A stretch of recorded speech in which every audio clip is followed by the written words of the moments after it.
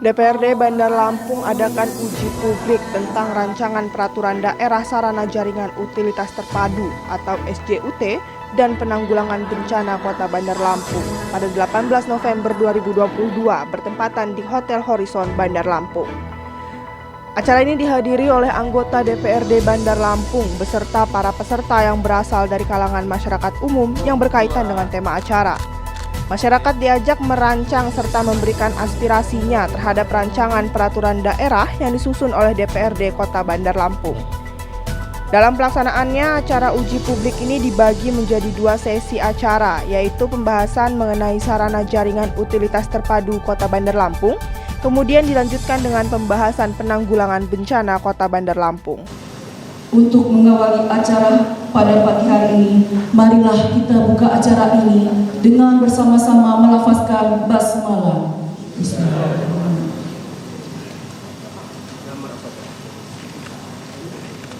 Acara selanjutnya menyanyikan lagu kebangsaan Indonesia Raya. Hadirin kami persilakan untuk berdiri.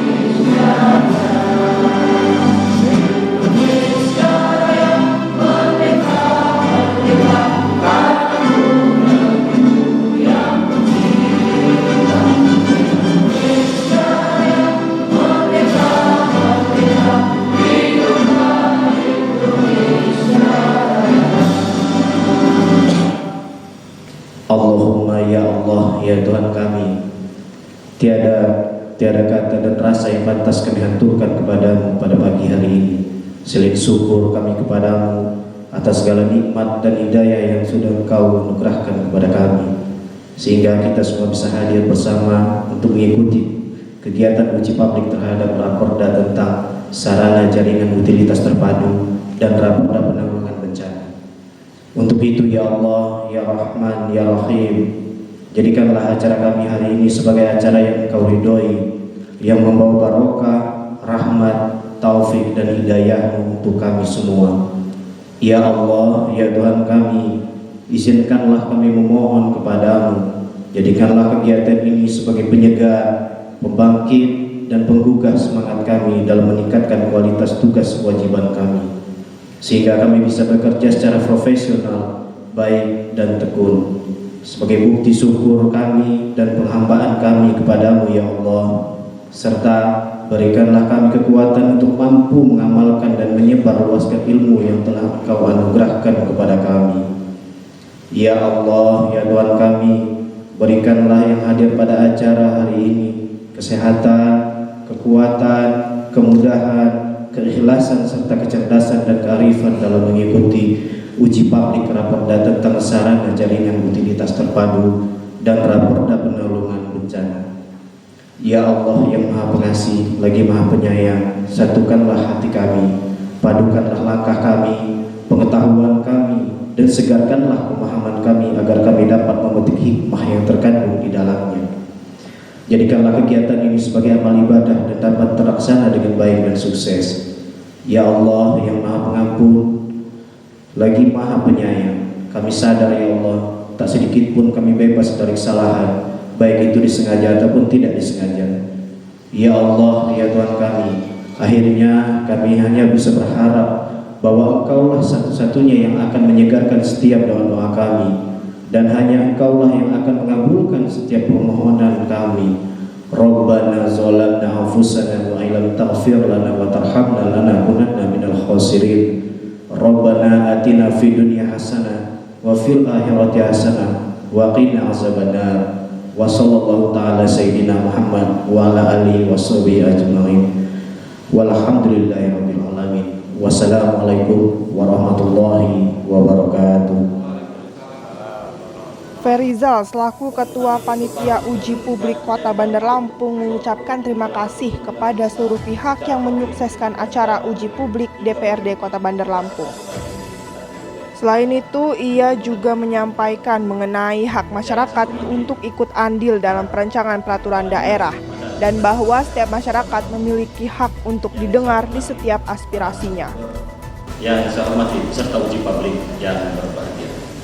Pertama-tama, marilah senantiasa kita memanjatkan puji dan syukur kehadirat Allah Subhanahu wa Ta'ala, Tuhan yang Maha Esa yang telah melimpahkan rahmat berupa kesehatan jasmani dan rohani sehingga kita dapat hadir dalam acara uji publik pada hari ini. Semoga acara ini dapat memberikan manfaat dalam upaya penyusunan peraturan daerah yang berkualitas. Peserta uji publik yang berbahagia, saya selaku Ketua Panitia mengucapkan terima kasih yang sebesar-besarnya kepada seluruh tamu undangan yang telah mendapatkan waktu untuk menghadiri acara undangan kami dalam rangka uji publik Raperda DPRD Kota Bandar Lampung tahun 2020. Tak lupa saya mengucapkan banyak terima kasih kepada semua pihak yang telah mendukung dan memberikan bantuan untuk mensukseskan acara uji publik Raperda Kota Bandar Lampung. Peserta uji publik yang berbahagia, dalam putusan Mahkamah Konstitusi nomor 91 garing PUU strip 18 Romawi garing 2020 halaman 393, MK mengartikan meaningful participation atau partisipasi yang bermakna sebagai satu, hak untuk masyarakat untuk didengar pendapatnya, dua, hak masyarakat untuk dipertimbangkan pendapatnya, dan tiga, hak masyarakat untuk mendapat penjelasan atau jawaban atas pendapat yang diberikan. Pemenuhan meaningful participation sebagai menjadi tolak ukur suatu produk hukum telah tersusun dengan sempurna secara formil sehingga secara material juga memenuhi rasa keadilan yang dikehendaki oleh masyarakat. Terhadap putusan MK tersebut, maka dalam Undang-Undang Nomor 13 Tahun 2022 tentang perubahan kedua atas Undang-Undang 12 Tahun 2011 tentang pembentukan peraturan perundang-undangan telah menguatkan pelibatan partisipasi publik dalam pembentukan peraturan perundang-undangan, baik dalam proses perencanaan, penyusunan, dan pembahasan. Adapun bentuk pelibatan masyarakat dalam penyusunan peraturan perundang-undangan termasuk raperda, yaitu dalam bentuk konsultasi publik atau uji publik. Peserta uji publik yang berbahagia, sebagai mana kita ketahui, uji publik dilaksanakan untuk menerima masukan, tanggapan, dan atau pandangan dari masyarakat dalam rangka menciptakan peraturan perundang-undangan yang berkualitas serta untuk memberikan informasi publik, pemahaman, wawasan, pemantapan substansi materi rancangan peraturan daerah yang akan diatur dalam suatu norma hukum dalam peraturan daerah. Pada hari ini ada dua rancangan peraturan daerah yang akan dilakukan uji publik yang akan dibagi menjadi dua sesi pelaksanaan. Satu, raperda tentang sarana jaringan utilitas terpadu yang akan dimulai dari jam 9 sampai dengan jam 11.30 waktu Indonesia Barat.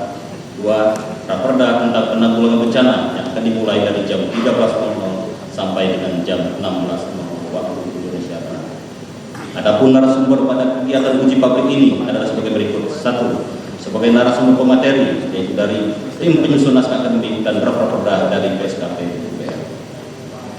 B, sebagai narasumber penanggap terdiri dari satu, unsur Kanwil Kumham Lampung, dua, dari unsur Biro Hukum Provinsi Lampung, tiga, dari akademisi Unila, dalam hal ini dari PSKP Unila, Fakultas Hukum Unila Lampung. Selain narasumber-narasumber tersebut, juga hadir narasumber spesial, yaitu personalia panitia khusus terdiri dari pimpinan dan anggota panitia khusus.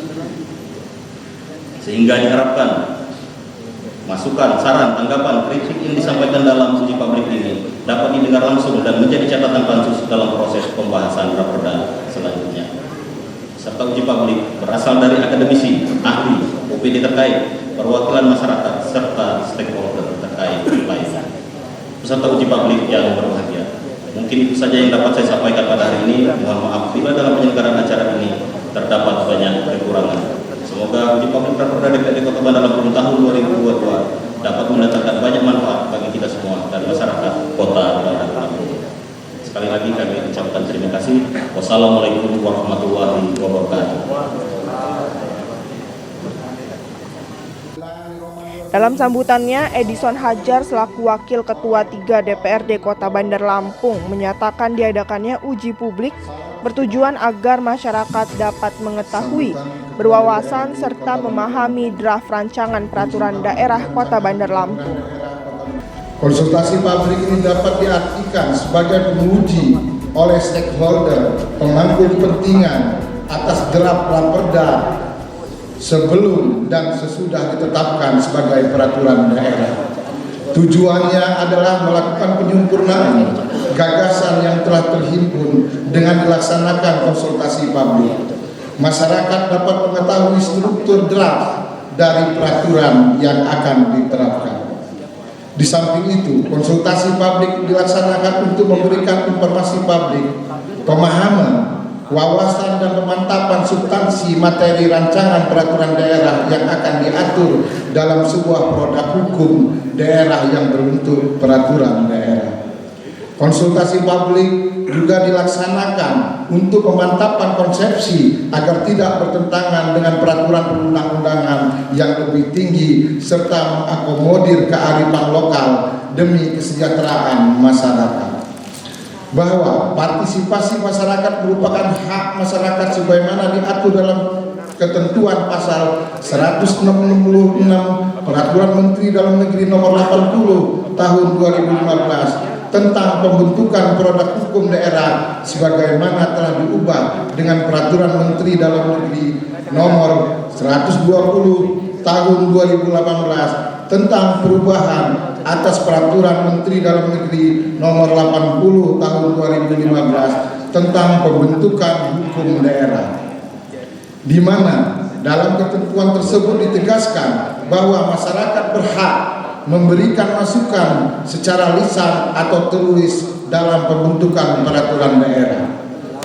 Jadi pada prinsipnya dilaksanakan konsultasi publik terhadap rancangan peraturan daerah adalah untuk memperoleh masukan sebanyak-banyaknya dari stakeholder mengenai substansi rancangan peraturan daerah, sehingga ketika rancangan peraturan daerah ditetapkan menjadi peraturan daerah dan diimplementasikan secara luas tidak bertentangan dengan kepentingan umum.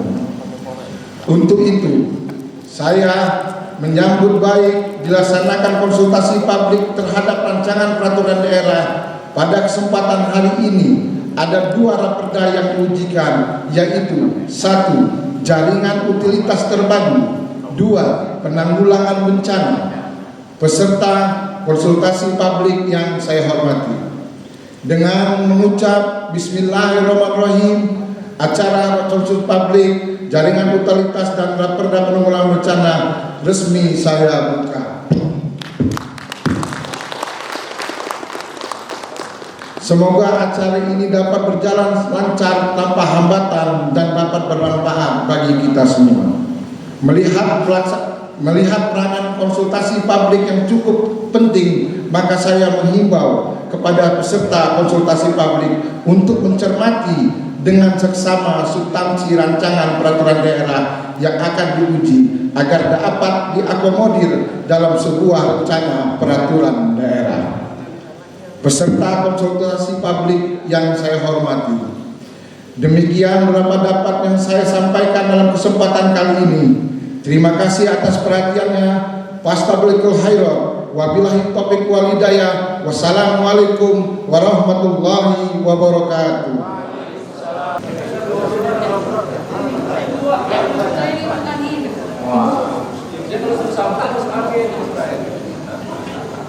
Pak dibagi Mbak? Iya. Gitu.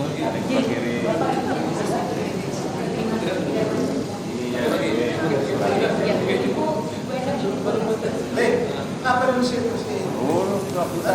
Melisa Safitri selaku perwakilan dari Fakultas Hukum Universitas Bandar Lampung menyatakan bahwa materi muatan rancangan peraturan daerah mengenai saran utilitas terpadu terdiri dari 14 bab, yang di dalamnya terdapat 37 pasal.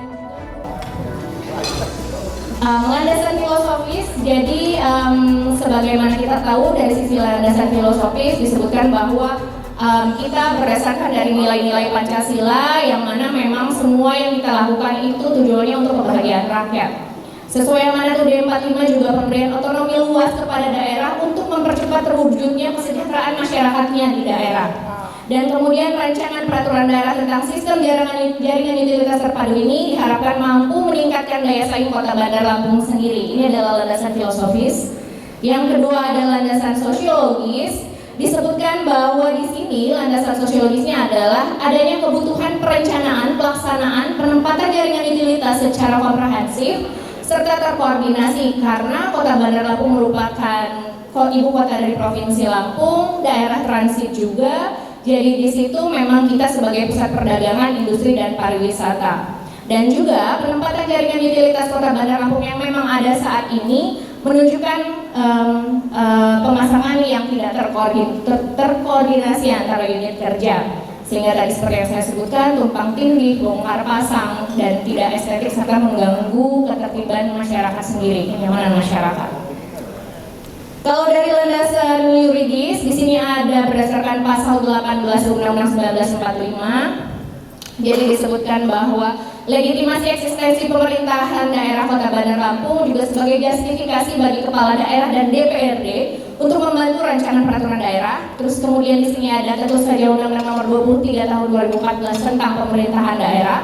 Dan juga di sini ada dalam Undang-Undang Nomor 30 Tahun 2009 tentang ketenaga listrikan dalam pasal 5 ayat 3 disebutkan bahwa pemerintah kota berperan mulai dari perencanaan umum ketenaga listrikan, penetapan izin yang fasilitas instalasinya di kota, dan dalam Undang-Undang Nomor 22 Tahun 2009 tentang lalu lintas jalan pada pasal 27 Undang-Undang LLAJ tersebut diatur dengan peraturan daerah. Dan juga masih dalam Undang-Undang LLAJ pasal 95 dinyatakan bahwa penetapan kebijakan penggunaan jaringan jalan dan gerakan lalu lintas sebagaimana dimaksud pada pasal 94 ayat 2 huruf A berupa perintah, larangan, peringatan dan petunjuk diatur dengan peraturan daerah kota untuk jalan kota.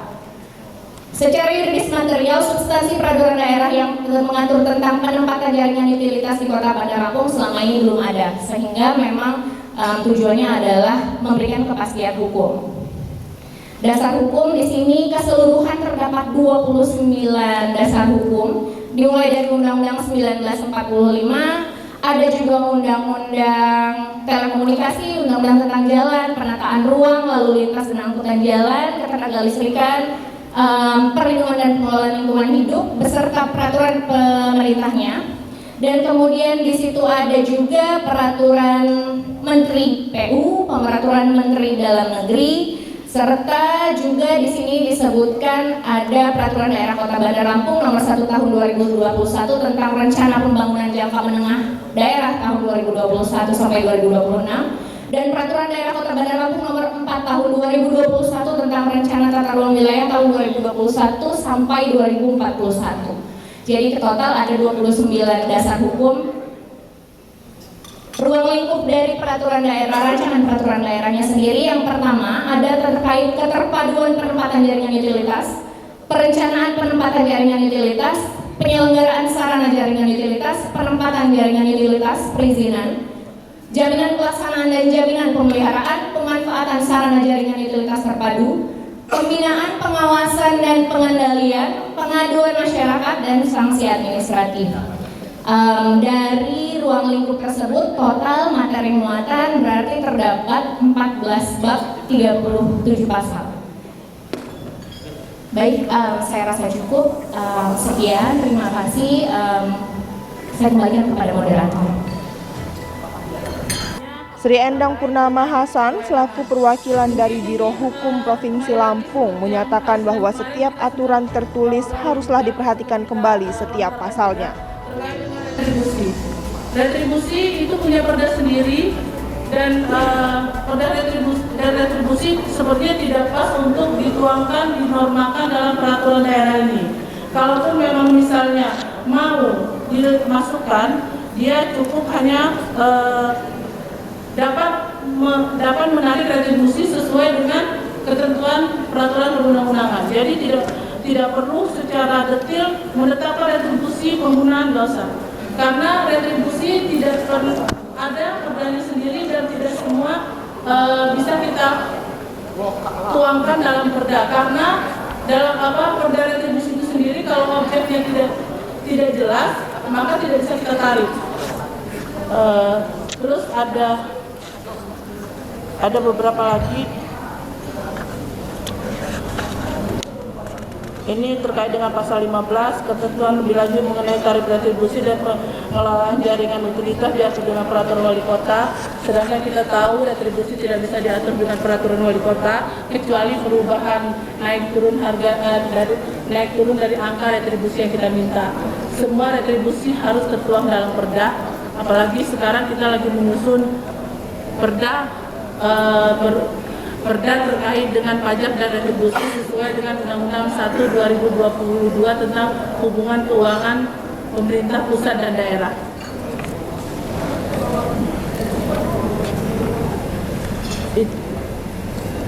Sebenarnya ini ada beberapa lagi, tapi ini terkait dengan teknis penulisan.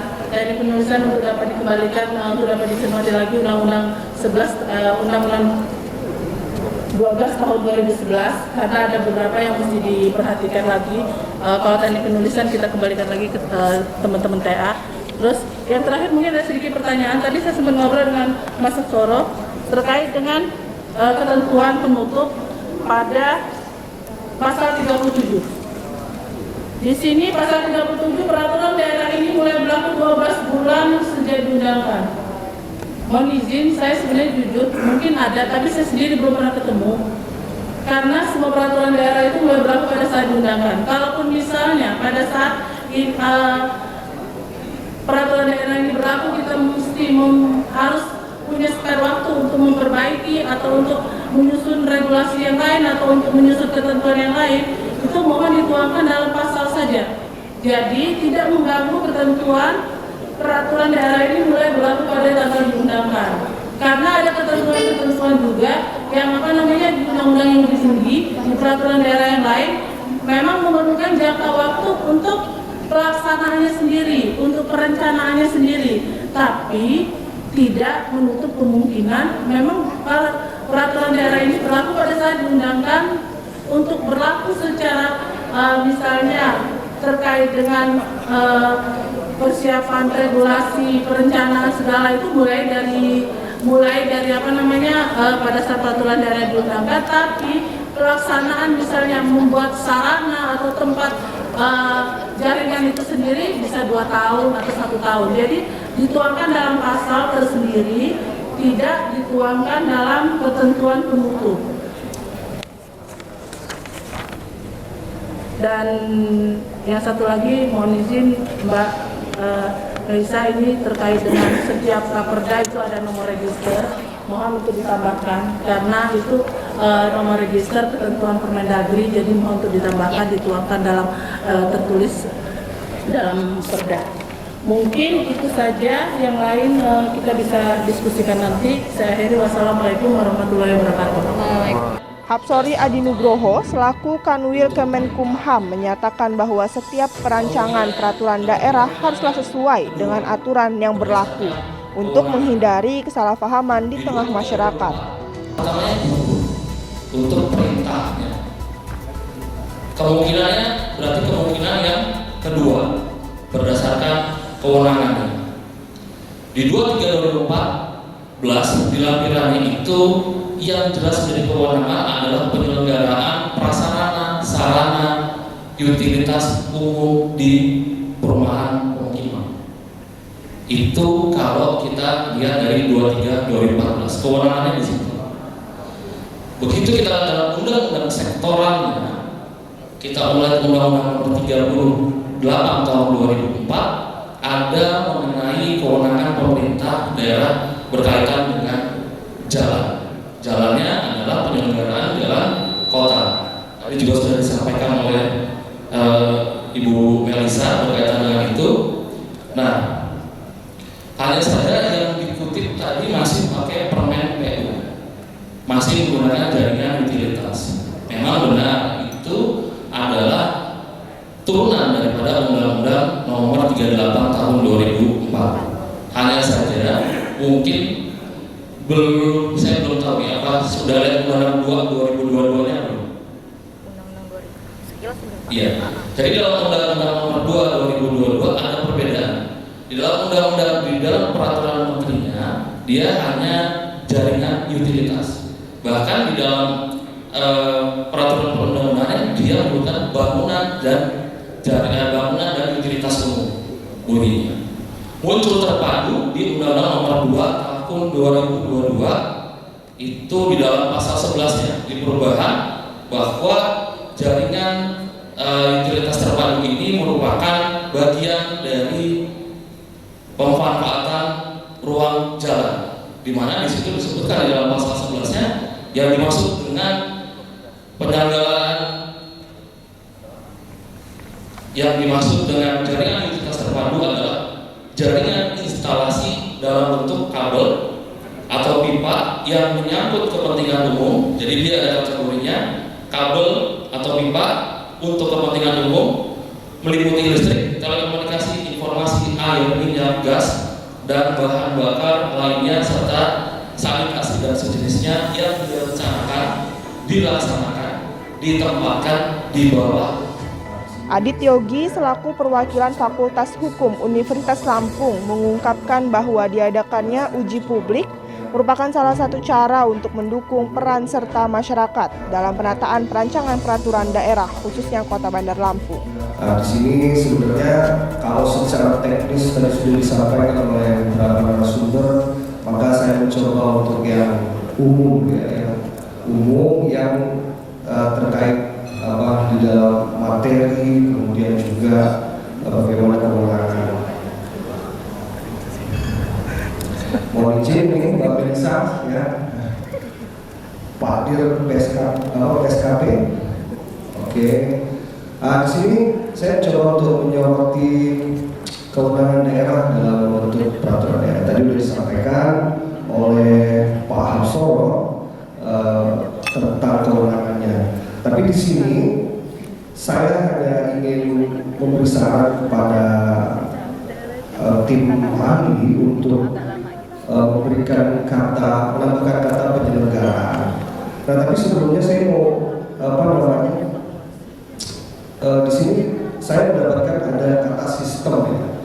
Kemudian tapi ada juga kata sarana di situ. Jadi ada dua term yang sedikit berbeda. Nah, karena dia memiliki sistem dan sarana itu memiliki konsekuensi yang berbeda, maka otomatis isinya pun juga akan turut berbeda. Karena judul akan menggambarkan isi dari suatu peraturan perundang-undangan, khususnya perda ini. Nah, jadi kalau dia sistem berarti sebuah elemen-elemen yang digabungkan menjadi satu. Lalu, tapi kalau sarana dia alat, itu satu alat untuk mencapai sebuah tujuan. Nah, jadi sebaiknya perda ini saya sarankan untuk memilih kata penyelenggaraan sarana ketimbang penyelenggaraan sistem. Ya, karena sistem dia akan menggabungkan sekian banyak elemen lalu menjadi sebuah cara kerja yang untuk mencapai sebuah tujuan.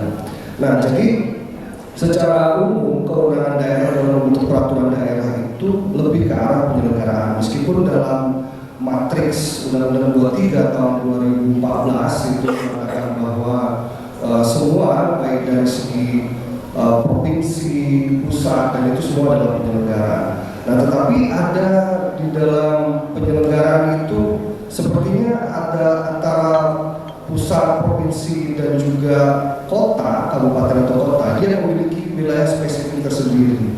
Misal penyelenggaraan sarana utilitas itu di wilayah pemukiman atau di wilayah sebuah perumahan. Nah, jadi semakin dia spesifik, biasanya kewenangannya juga makin spesifik. Jadi kewenangan di kota juga memiliki wilayah-wilayah tersendiri. Seperti itu. Jadi untuk kewenangan daerah itu yang dimasukkan ke dalam judul karena ini terkait kewenangan juga. Ditemui seusai uji publik, Sudibyo Putra selaku Ketua Bapperda menyatakan bahwa manajemen sarana jaringan utilitas terpadu amat sangat diperlukan di Kota Bandar Lampung, dikarenakan tidak teraturnya jaringan kabel di Bandar Lampung, sehingga diperlukan manajemen yang lebih baik lagi.